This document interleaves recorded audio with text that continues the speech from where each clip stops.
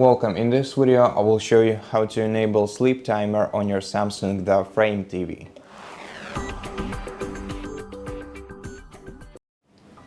First of all, press the settings button on your remote control. It's located right underneath your power button.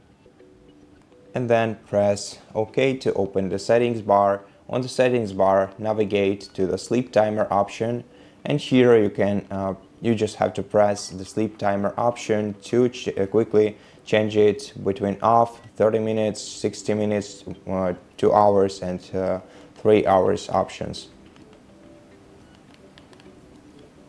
And so that's basically how you enable or disable your sleep timer.